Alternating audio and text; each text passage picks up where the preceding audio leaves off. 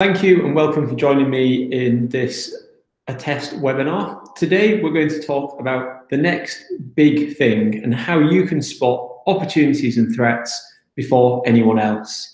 My name is Mark. I'm the marketing director for Attest. And for those of you who don't know Attest, we are a fast growth market and brand intelligence platform who help connect businesses and brands to a network of around 70 million consumers across 80 different countries. We work with brands including Deliveroo, Fevertree, Twitter, Uber, and Unilever to help them measure, manage, and maximize their brand equity, get closer to customers, and win market share. And if you're interested to learn more about how we do that and how we work with brands and agencies, definitely check out www.askattest.com at the end of this webinar. So let's open up with a question. Why bother? Why do you have to keep thinking about the future? Why are you always looking to spot the next big thing? Well, the obvious word that answers that question is disruption.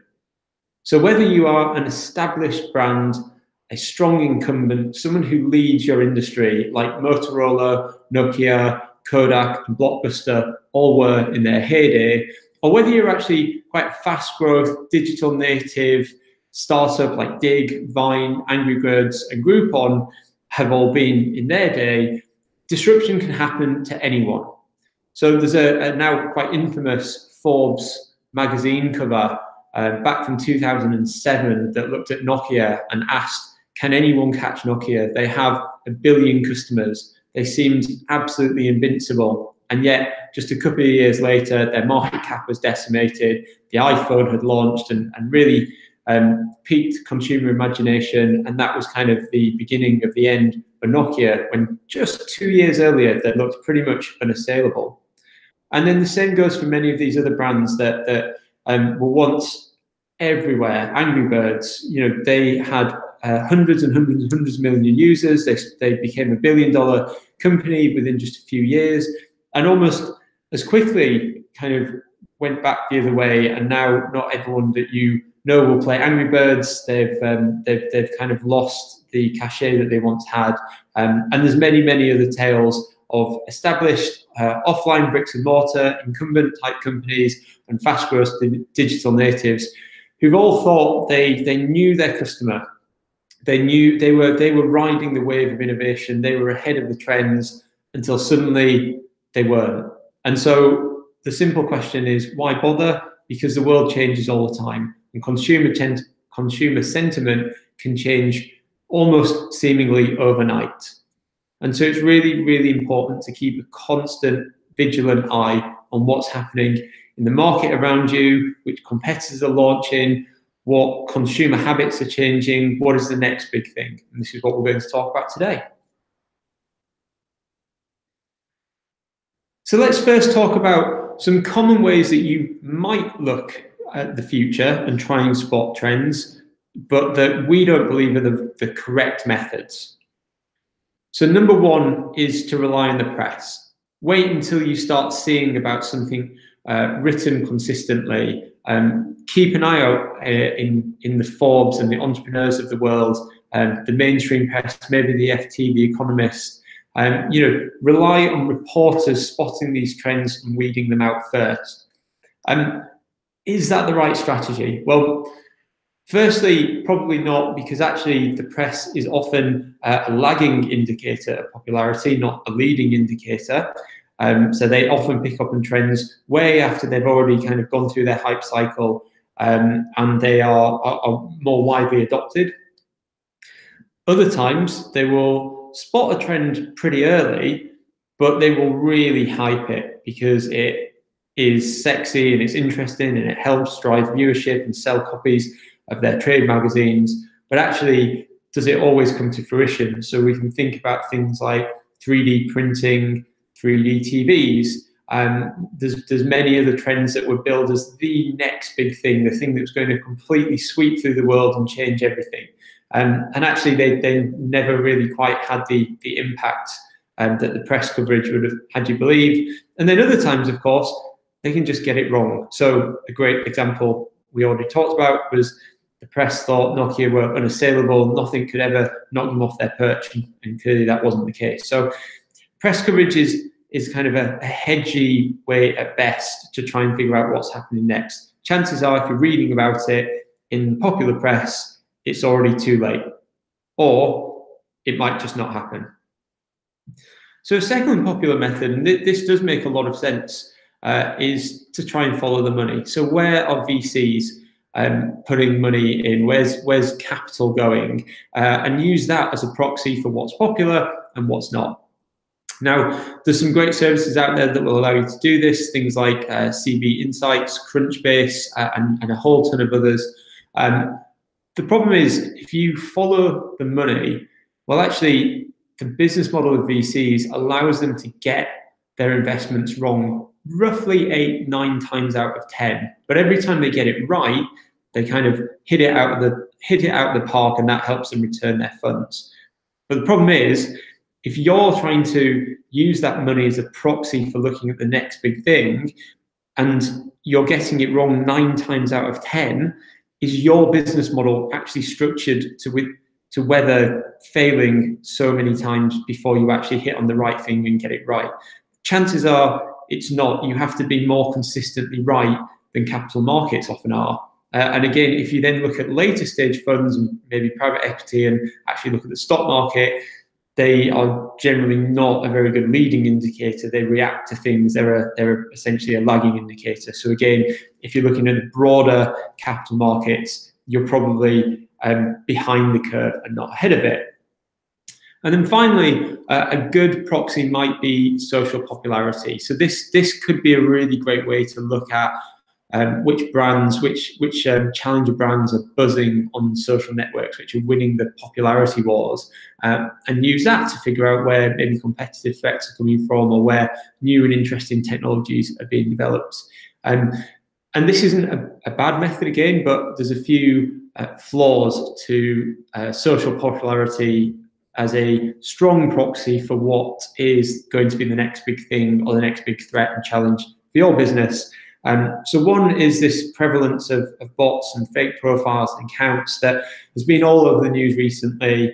It's kind of a well-documented issue. And so if you're trying to follow the mass of popularity on social media, and yet an enormous amount of that activity is made up of bots and retweets and people who are paying for their popularity, that's not a real indicator of consumer sentiment.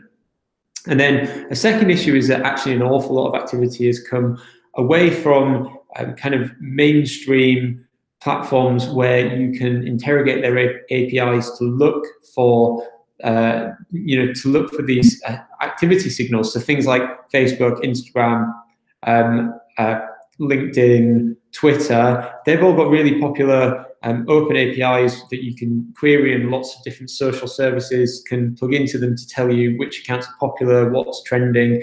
But actually, the bulk of communication now happens on what's called dark social, which is away from these platforms, on things like WhatsApp, on email, across the browser. Actually, I think it's around 84% of communication is now on dark social. So if you're basing your decisions purely on the social media that you can interrogate through APIs, the chances are you're looking at a very, very small minority of real consumer sentiment, and that's not a great basis for making decisions around the whole direction and strategy of your company. So I would suggest that if you're reliant on the press, on following capital markets and VC money, or social media to try and figure out what's happening, where the future is, where consumer sentiment is going, they could potentially lead you into a lot of trouble and won't necessarily be reliable indicators. So let's look at now 3 ways that are useful and really credible ways to figure out what's happening to your business and where you should be allocating resources and time and your strategy to stay ahead of the curve. So the first one is customers. Customers are a really great source of insight. These are your customers, the people that already buy from you. They're already brand loyal. They're already signed up to your subscription service. They already buy your products. Customers are an amazing source of rich data from which you can make good decisions. So the pros of listening to customers are you get very, very strong signals. And so if you start to see customers declining and churning, maybe at a higher rate than you'd have expected, if you're doing cohort analysis and you see that your recent cohorts are less loyal, their average order value is down, their average lifetime value is down, all these kind of signals would suggest that you are starting to suffer from some kind of competitive threat. Maybe the market is shifting. And so you need to be paying very, very close attention, particularly if there's any negative indicators coming from your customer data.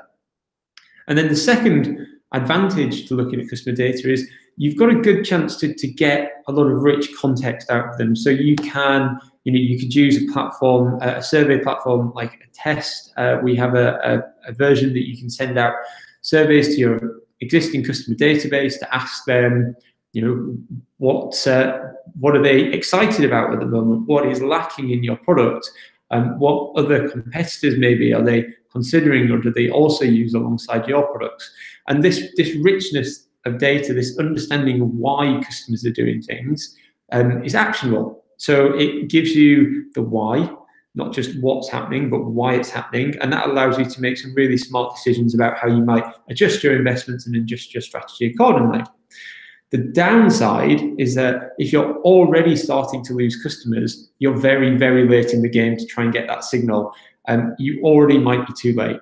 The momentum may have switched from your brand to competitors. The momentum from your market may have switched to another market. If you're waiting for customers to leave you before you realize the writing's on the wall, then clearly that's extremely late in the game to be figuring these things out. What you need is a much, much further ahead leading indicator that things are changing. And then the other aspect that's a con in terms of relying purely on customers for your data is this idea of the innovator's dilemma, which is a really popular book by a Harvard Business School professor called Clayton Christensen. I highly recommend you reading it if you haven't, or reading some of the blog posts that have been published in Harvard Business Review around this. It's relatively old now, about 20 years old. But essentially, one of the tenets of the book is that great companies, well-managed companies, can focus paradoxically too much on their existing customers, and their existing customers are quite happy with the status quo. They are their existing customers for a reason. They like their product. They quite like the iterative releases that come out each year or each month. They're not necessarily looking to switch. And so actually your existing customers may possibly be the last people to think and notice this a kind of change to the market, and therefore they won't be able to notify you of this change. And actually what will happen is new challenger brands and competitors will pick up a whole different customer base than the ones you currently serve, but enough of them to sustain their business and allow them to grow up to a point that they have essentially started to buttress into your existing market. And at that point, again, when it's probably too late and momentum's with the competitors, that you realize that your customers are about to switch, and it's too late. So by focusing on your existing customers too much, you essentially miss what's going on in the wider world. You miss broader opportunities because you're too laser focused on servicing your existing clientele. And that's kind of one of the core tenets of the innovator's dilemma. So customers are a great way to see the future, but actually you possibly see in the future pretty much as it happens. And so it doesn't give you much leeway to make big changes and big impacts to your business. So another good way to try and figure out what's happening around you, so this is looking beyond your customers, is this idea of clickstream data. And this is essentially aggregated data from around the web that looks at where people are visiting. So it's essentially traffic behavior. The most famous example of this is Google Analytics. Google Analytics will only ever give you the clickstream data for your site and the domains that you own, but there's other services out there that will allow you to track other websites, competitors, to see how they are doing relative to you. So there's a few pros to this. The major advantage is it is further upstream than waiting for customers to churn. You can see if your traffic is dropping off or if a competitor's traffic is increasing, if they're winning on a particular channel, whether that be SEO or social media. You can start to then interrogate why that might be, what their messaging is, have they launched a new product that's driving this interest in traffic. It just gives you a much more advanced warning to changes in the market based on internet behavior. It gives you this macro view, so it allows you to see beyond your existing customer base to a wider market. And again, if you keep an eye on it and you check back on these things every week, every month, you start to get a sense of where baseline is and where there's kind of minor, maybe seasonal fluctuations versus, oh, this is a seismic shift in the market. So that pattern recognition helps you make smart decisions around whether something's just a blip or whether you think it's systemic and you need to address it. Now, on the negative side of things, though, for any of these services, you need to provide them with a defined competitor set. So what I mean by that is you need to know who your competitors are and you need to tell them, and you will only ever get the information on those competitors. So if an incumbent comes into your market that you weren't aware of, that starts eating market share, that starts kind of getting into into broader consumer awareness before you know about them, then you don't get alerted to that. You will only ever be tracking your big competitors. And again, that can be somewhat myopic.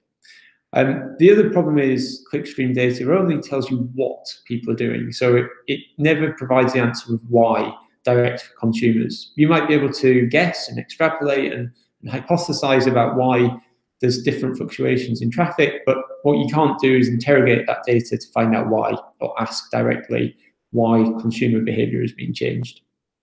And then finally, as smart as these services are, and they are very good, they do rely on a lot of extrapolated data, filling in holes where they can't directly get your competitors' traffic.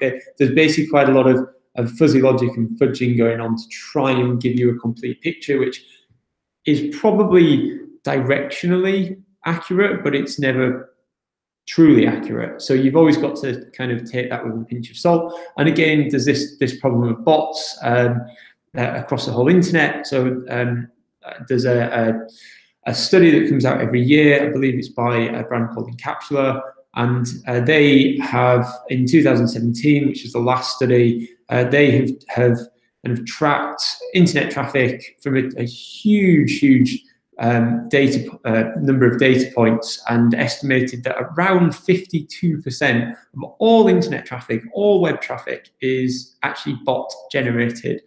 So again, if you're making huge commercial strategic decisions purely based on internet traffic, there's a good chance that a large proportion of that is coming from bots and not humans. And so you've got to question, again, just how confident you are in making those decisions from this data point alone.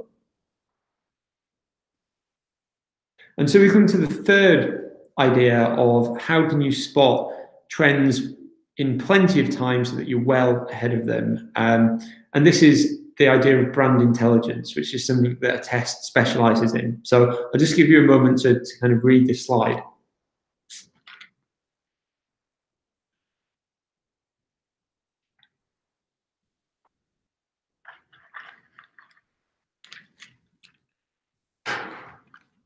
So these are kind of some of the questions that brand intelligence should help you answer. And here we kind of break it down. So brand intelligence is our answer to a lot of the cons that we've just gone through while keeping the pluses. So great brand intelligence should help you see what's happening in the future and not just look at what's happened in the past. It should provide answers to your biggest questions. So particularly why things are happening, what should we do about it? How might we take advantage of this opportunity? How might we neutralize this threat? It should, and this is really cool, it should uncover new insights that you didn't explicitly ask, So this may, again, come down to things like competitor sets. So you shouldn't have to know every one of your competitors. You should actually get alerted organically to any new competitors coming onto your market. It should facilitate faster and confident decision making. So you should be able to make decisions and be really confident that this is based on reliable, robust, and accurate data. And then, really importantly, it should colour in the line. So it should go beyond telling you what is happening in the world and in your market, and explain why. So brand intelligence should help you do all of these things. What that looks like is a little bit like this. It's always custom to every client, to every business, and to every market. But essentially, we look at things like unprompted brand recall, purchase intent, sentiment, and word associations. We look at NPS. We look at why. So again, you can see over here, why did you give that score in the NPS? And then we can look at all sorts of other things as well around purchase drivers, excitement, technology adoption, technology usage, other kind of affiliated interests, and see how they're shifting. Obviously, everything can be segmented by different demographic profiles, from age, gender, region, wealth and income streams, education levels, even through to pet ownership. So you've got a really rich set of data within brand intelligence to interrogate, and that again helps often provide you insights that you weren't explicitly asking in the first place. So this is essentially what a brand intelligence dashboard looks like. Everything's interactive, everything's clickable. If you pick one result, it changes everything else, so you can see the relationship between one answer to all the rest of the data set. It's very, very easy. Looks just like a typical dashboard that you would probably use every day yourself. And so the next part of this webinar is, what are you looking for within this dashboard? So I'm just going to pick out a few highlights. So the first is this idea of declining brand strength. So this is a threat. This is an early warning system to say your brand is suffering. Maybe sales aren't suffering yet. Maybe revenue's not suffering yet. But the underlying brand strength that you have is starting to wane, and that will very likely impact sales. Maybe not immediately, but in 3, 6, 12 months' time. And this is the whole point of having an early warning system. So you're looking for declining brand strength. So you're looking in this dashboard to see month on month or quarter on quarter, is my unprompted brand awareness going down consistently? Is purchase intent going down? Is NPS going down? As a combination, are they all going down? Are you less well known and less well liked over a set period of time? Very, very clear indicator that something is going wrong. And then, of course, once you've spotted that trend, you can go into the dashboard and into that data and look at why. You can start to get that rich context around, oh, it's because customer service levels have dropped, or it's because the product range has not improved, or maybe it's because a new competitor has come into the market that offers a better feature set, or faster delivery times, or simply a cheaper price. But you'll start to get reasons about why your declining brand strength is happening, which gives you the data to then go and do something about it. This is this is looking for new challenger brands coming into your market and potentially nipping at your heels, trying to eat your lunch, and finding those and discovering those before they've gained significant traction. That's really key. So you will know about competitors once they've hit enough traction that your customers start to leave from them, the press starts to write about them. But again, in an ideal world, you want to see this coming before they've hit that level of traction, that they're a real serious threat. So you're looking for two things here. You're looking for, are consumers, whether it's a target segment of consumers or a nationally representative set of consumers, are they starting to name a particular brand more and more frequently? That should get you on alert. But what's most important is if everyone that names that brand are giving it very positive brand strength. They're giving this brand great NPS, very high purchase intent. Their reasoning behind it is quite unique to them. It's very different. It's something that you wouldn't have thought of doing. Maybe they're doing something a bit different. Having that information at your fingertips is obviously very, very powerful in allowing you to adjust your strategy and try and compete with these new kids on the block.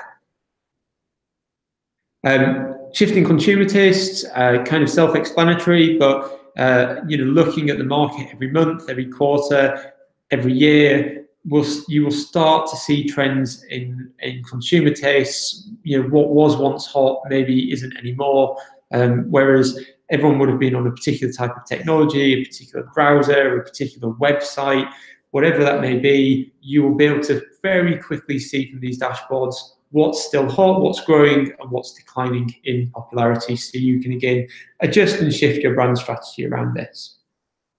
And then finally, this is a really interesting one, but if you are looking at your existing competitor set, your biggest rivals, you can start to get some really interesting data around what it is that consumers want from those competitors, and they want from the market, and they want from products and services similar to those that you offer, and where there's a gap between what they really, really want to do, what they want to achieve, often known as jobs to be done, and what they're actually being delivered. And wherever there's a significant gap between what people really, really want and what they're actually getting, that's an incredible opportunity for you to go in and fill that gap with a new product, a new feature, better service, whatever it is that it may be. So in very, very quick terms, brand intelligence will give you all of this from a single dashboard. You will be able to see your brand strength, whether that's increasing or whether it's declining, give you an early warning. Whether new competitors that you've never even heard of are coming onto the market and starting to erode some of your dominance. Whether, just broadly speaking, consumers are shifting their trend, their sentiment, and to what, so you can adjust along with consumer sentiment. And then again, where are there big gaps in the market, opportunities for you to expand and offer new and exciting things to consumers?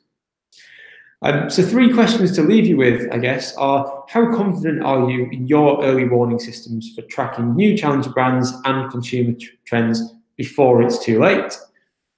Do you know what the Net Promoter Score, or NPS, of your competitors are, what their purchase intent is? It's relatively easy maybe to track yours, but do you know what it is for the rest of the market? And then perhaps most importantly, because everyone's got a boss, what do you turn to when your boss asks, what should we do about these challenges? If someone launches a new product, if a new challenger comes onto the market, if consumer sentiment suddenly shifts, and you're asked, what should we do about it? Where do you turn? How do you find out? This is what a test is here to do. We're here to provide the answers. Whenever you have those questions, every day, every week, every month, whenever you have them. And this is our philosophy. So insights, intelligence, it should be free across the whole organization. This is the secret to a fast and agile organization that can make quick but good decisions. It allows marketers and commercial teams to get closer to consumers than ever before, because this tool is directly accessible by you. It allows insights teams to work on bigger, more strategic and complex projects by giving the power of these kind of fast consumer insights to teams across the whole organization. And of course, if you need to make fast decisions, because actually kicking it down the road costs more money than it would by making a good decision, it will help to increase productivity and output, again, across the whole organization. So it's the kind of argument that a finance director would be very happy to hear. As I mentioned, we work with lots of great brands already, fast-moving challenger brands, larger high street incumbents, and everything in between, loads of great agencies.